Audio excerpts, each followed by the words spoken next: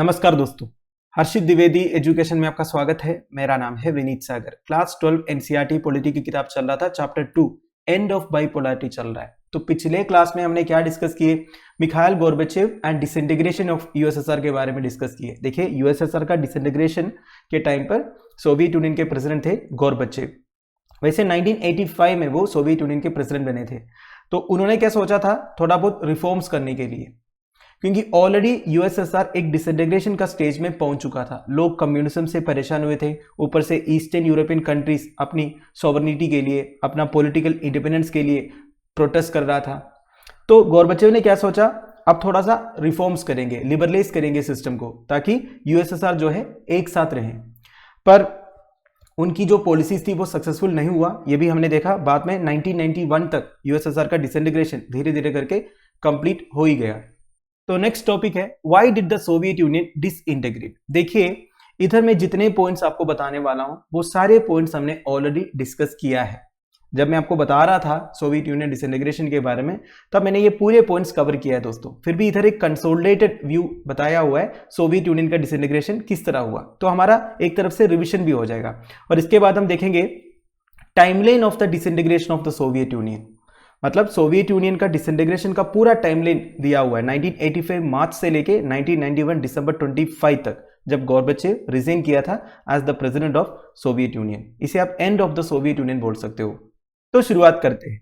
How did the second most powerful country in the world suddenly disintegrate. देखिए, पिछले classes में हमने discuss किया था कोल्ड वॉर के टाइम पर Soviet Union one of the most powerful country था, obviously after United States of America. तो ऐसा एक कंट्री का डिसइंटीग्रेशन कैसे हुआ, खत्म कैसे हुआ, अलग अलग कंट्रीज में कैसे बढ़ गए, और कम्युनिज्म जैसा एक पॉलिटिकल आइडियोलॉजी, एक टाइम पर इतना फ्लरिश्ड आइडियोलॉजी थी, वो कैसे खत्म हुआ। तो इस बात पर कोई डाउट नहीं है दोस्तों कि सोवियत यूनियन का पॉलिटिकल एंड इकोनॉमिक इंस्टीट्यूशंस काफी वीक थे, जो लोगों के एस्पिरेशंस को पूरी तरह से फुलफिल नहीं कर पाया। ये one of the major reason आप बोल सकते हो कोलैप्स ऑफ द सिस्टम का। इकोनॉमिक स्टैग्नेशन रहा काफी सालों तक, सीवियर कंज्यूमर शॉर्टेजेस रहा, फूड शॉर्टेजेस रहा। एक टाइम पर सोवियत यूनियन की इकोनॉमी इतनी फ्लरिश्ड इकोनॉमी थी कि वो दूसरे कंट्रीज में फूड आइटम्स एक्सपोर्ट करते थे, और ऐसे हाल आ गया था कि उन्हें दूसरे कंट्री से फूड आइटम्स इंपोर्ट करना पड़ा था। इतना कोलैप्स हो चुका था सोवियत इकोनॉमी। तो सोवियत सिस्टम इस तरह वीक कैसे हुआ, इनकी इकोनॉमी में स्टैग्नेशन कैसे आया? इसका आंसर मैंने आपको पहले भी बताया है कि सोवियत इकोनॉमी अपने majority of the resources nuclear and military Arsenal को मेंटेन करने में यूज करते थे, and the development of its satellite states in eastern Europe and with in the Soviet system. देखिए, एक तो वो यूएस के साथ आर्म्स रेस में लगे हुए थे। इसमें यूएस को कोई प्रॉब्लम नहीं था, क्योंकि यूएस सेकेंड वर्ल्ड वॉर के बाद बहुत पैसे कमाए थे। मैंने आपको पहले बताया था ना, यूएस एक वर्ल्ड बैंक जैसे बन गया था, मतलब बहुत सारे कंट्रीज को उन्होंने लोन देने लगा, उसी से बहुत पैसे कमाया, और सेकेंड वर्ल्ड वॉर से यूएस को ज्यादा नुकसान भी नहीं हुआ था। बेसिकली सबसे ज्यादा फायदा हुआ यूनाइटेड स्टेट्स ऑफ अमेरिका को। तो यूनाइटेड स्टेट्स ऑफ अमेरिका की इकोनॉमी काफी बड़ी इकोनॉमी थी, उनके पास पैसे बहुत थे, तो उनके लिए वेपन्स खरीदना, न्यूक्लियर वेपन्स को डेवलप करना, यह सब कोई बड़ी बात नहीं थी। वेरास सोवियत यूनियन के लिए बड़ी बात थी। तो सोवियत यूनियन क्या कर रहा था, अपने majority of the resources nuclear and military Arsenal को मेंटेन करने में यूज किया। एट द सेम टाइम उनके जितने सैटेलाइट स्टेट्स थे ना, जैसे कि ईस्टर्न यूरोप में और जो सेंट्रल एशियन रिपब्लिक से, वो सबके डेवलपमेंट में भी लगाया। तो इस वजह से सोवियत इकोनॉमी के ऊपर एक बहुत बड़ा इकोनॉमिक बर्डन आया, जिसके साथ वो सिस्टम कोप अप ही नहीं कर पाया। देखिए, हर चीज का बेसिक क्या होता है? पैसे होता है। जब पैसे नहीं तो कुछ नहीं। आज भी ऐसे ही है ना, कोई भी कंट्री को अगर कुछ इंफ्रास्ट्रक्चरल डेवलपमेंट वर्क्स करवाना है, या फिर लोगों के वेलफेयर के लिए कुछ मेजर्स अडॉप्ट करना है, तो बेसिक्स क्या है? पैसे चाहिए। अगर पैसे नहीं है तो कुछ नहीं है। तो यही सोवियत सिस्टम के साथ भी हुआ।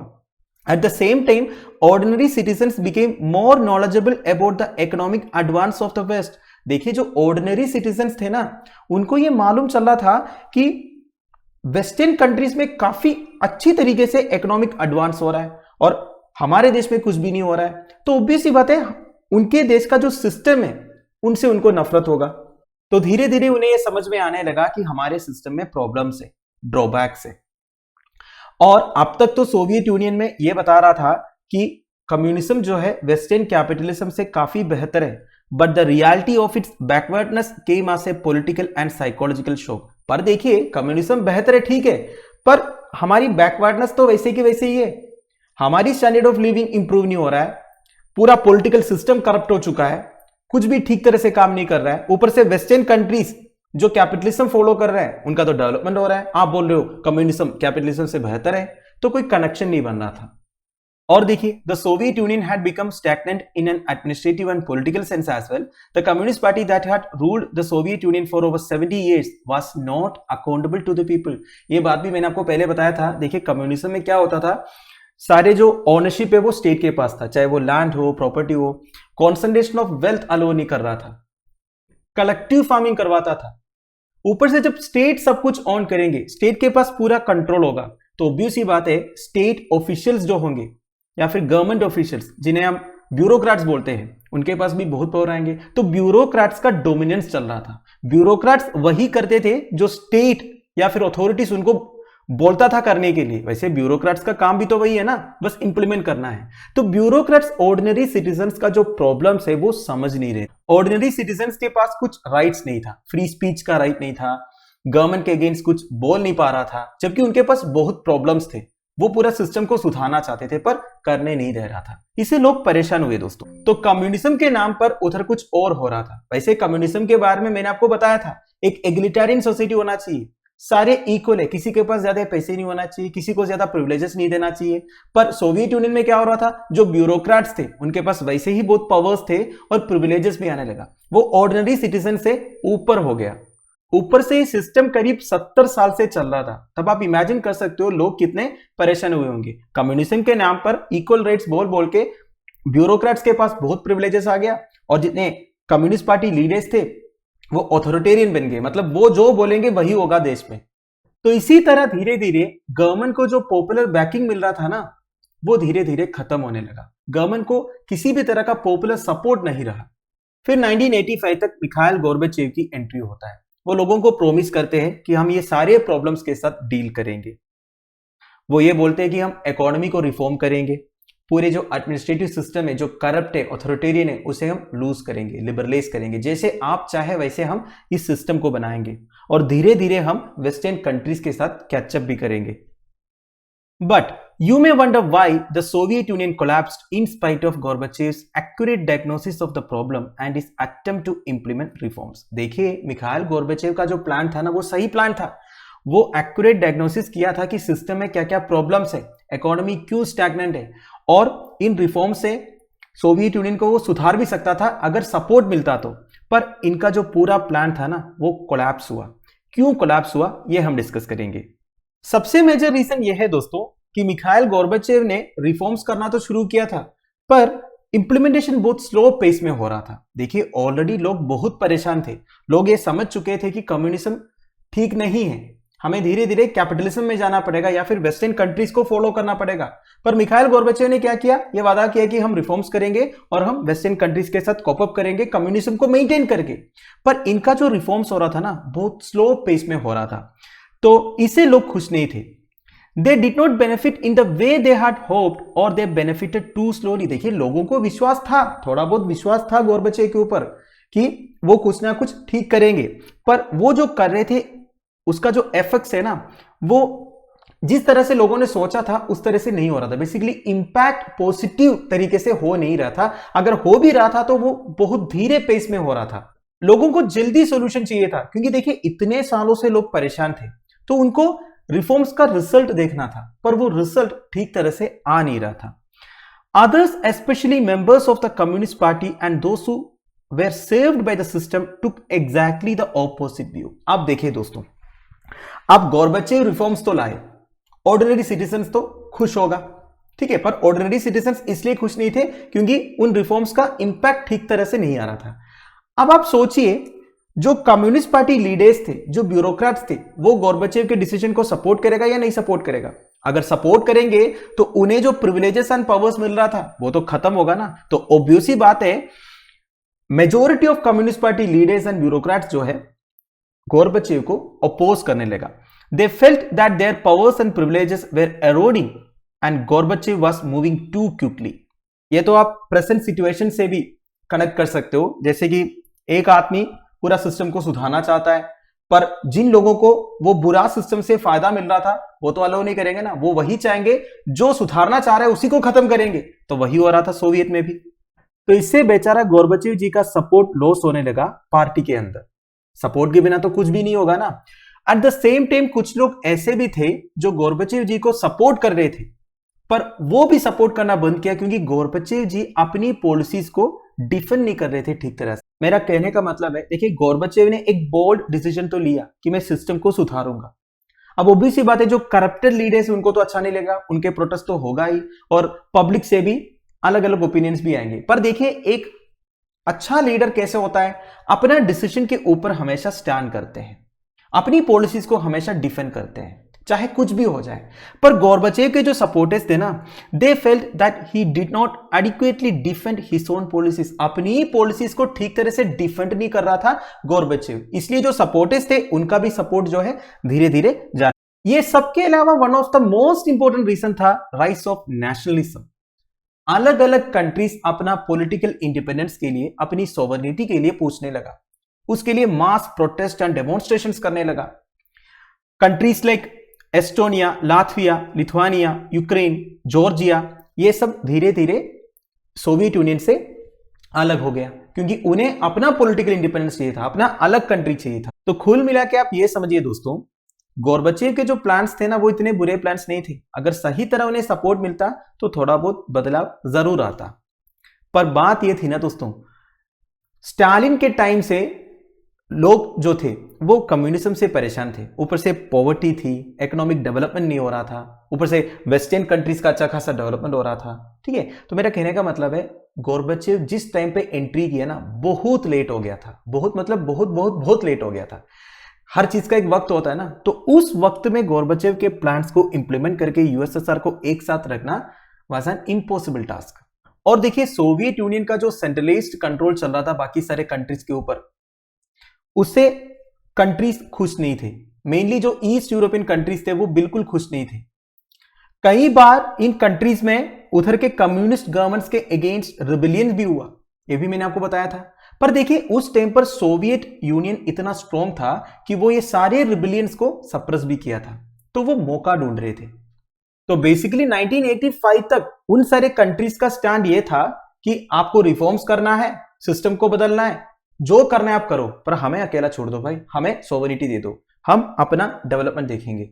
नाउ ये नेशनलिज्म वाला जो पॉइंट है ना, इसमें भी दो व्यूज है हिस्टोरियंस का। देखिए हमने पिछले क्लासेस में देखा यूएसएसआर डिसइंटीग्रेशन का वन ऑफ द रीजंस बताया जाता है मिखाइल गोर्बाचेव का रिफॉर्म्स जो है। पर देखिए दोस्तों बात यह है, कुछ हिस्टोरियंस ये बोलते हैं कि गोर्बाचेव का रिफॉर्म्स होते या ना होते तभी सोवियत यूनियन के अंदर एक इंटरनल स्ट्रगल तो होना ही था। मतलब वो सपोज कर रहा है अगर उनके रिफॉर्म्स आते या ना आते तभी सोवियत यूनियन का डिसइंटीग्रेशन होना ही था, क्योंकि सोवियत यूनियन के अंदर एक इंटरनल स्ट्रगल शुरू होने वाला था। एक तो सोवियत यूनियन बहुत बड़ा एरिया था और कई सारे इंटरनल प्रॉब्लम्स भी थे। प्रॉब्लम्स के बारे में तो हमने पहले डिस्कस किया। तो एक ना एक दिन एक बहुत बड़ा इंटरनल स्ट्रगल होना ही था और सोवियत यूनियन का डिसइंटीग्रेशन भी होना था। Now the second view, authors think that Gorbachev's reforms speeded up and increased nationalist dissatisfaction to the point that government and rulers could not control it. अब इसका मतलब क्या है, देखिए 1985 में जब गोर्बाचेव रिफॉर्म्स लाए तो उन्होंने सबसे पहले क्या बोला, हम ये पूरा सेंट्रलाइज्ड सिस्टम ऑफ एडमिनिस्ट्रेशन है उसे थोड़ा सा लूज करेंगे, लिबरेज करेंगे। मतलब जितने स्टेट्स हैं उन्हें थोड़ा बहुत कंट्रोल दे देंगे, पहले जैसा हम आपके इंटरनल प्रॉब्लम्स में ज्यादा इंटरवेन नहीं करेंगे। तो ये सुनते ही ये स्टेट्स को ये लगने लगा यार ये तो अच्छी बात है, हमें पावर्स मिल रहा है। तो उनको ये फीलिंग आने लगा ये जो थोड़ा बहुत पावर्स ये दे रहा है क्यों ना उसे पूरा ही कर लेते हैं, ठीक है, हम अलग ही हो जाएंगे। तो कहने का मतलब यह है दोस्तों, कुछ हिस्टोरियंस ये भी कहते हैं कि गोर्बाचेव की रिफॉर्म्स की वजह से जो ऑलरेडी नेशनलिस्ट फीलिंग्स थे ना अलग अलग कंट्रीज का, वो और बढ़ गया। वो बोलते हैं ना दोस्तों कि आपने मुझे होप दिया, अगर आपने मुझे होप नहीं दिया होता तो मैं चुपचाप बैठ जाता, अब आपने मुझे होप दिया ही है तो अब मुझे ये करना है। तो इस तरह की एक फीलिंग की बात हो रही है दोस्तों इधर। वैसे देखा जाएगा तो ये जो नेशनलिस्ट फीलिंग है वो सबसे पहले तो सेंट्रल एशियन रिपब्लिक्स में आना चाहिए था, क्योंकि वो rest of the Soviet union से एथनिकली एंड रिलीजियसली डिफरेंट थे, ये बात आपको पता है, और ये इकोनॉमिकली काफी बैकवर्ड भी थे। पर हुआ क्या, सबसे पहले तो नेशनलिस्ट डिसैटिस्फैक्शन दिखाया सोवियत यूनियन का सबसे prosperous areas like Russia, Baltic states, Ukraine, Georgia.